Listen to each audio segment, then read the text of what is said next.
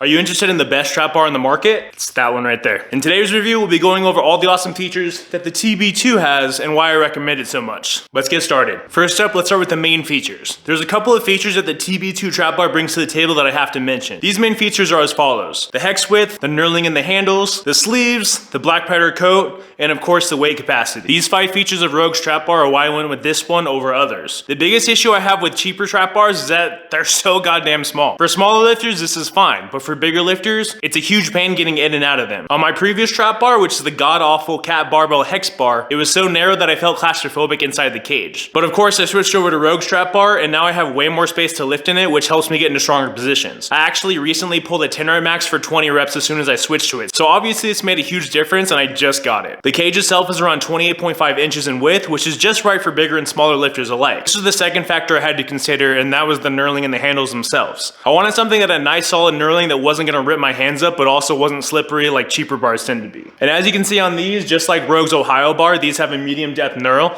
so it actually makes it a lot easier to, hold onto the bar without it shredding up your hands. And that's also probably part of why I could do more reps on my trap bar deadlift overnight. The knurling on the TB-2 is one of the main selling points for me, and I'm sure many others that have it agree as well. Along with the knurling, it also has 2 different heights, as you can see right here. So if you're somebody that you're a little bit shorter and you want to work on the bottom bar, you can. It's going to be a lot closer to something like a regular barbell. But basically by having 2 different handle heights, it's going to allow for more training variety, which is always a good thing. If you use a lower height, it forces you to get much lower, and for shorter lifters, it definitely seems to work well. But the main reason I went with this instead of the TB-1 was very simple. I wanted to use the raised handles. If you're taller, it's going to be very difficult to set it properly on some movements. Sometimes a conventional deadlift isn't the right tool for your goals, which is the main reason I switched to the trap bar deadlift in the first place. All in all, the handles on the TB-2 trap bar are one of the main features that I absolutely needed for my own goals. If you have different goals, maybe the TB-1 trap bar is fine. But in my mind, just spending a little bit more and having both options is a better investment overall. If you're enjoying this video, make sure to like it and let me know what you think of the TB-2 trap bar so far.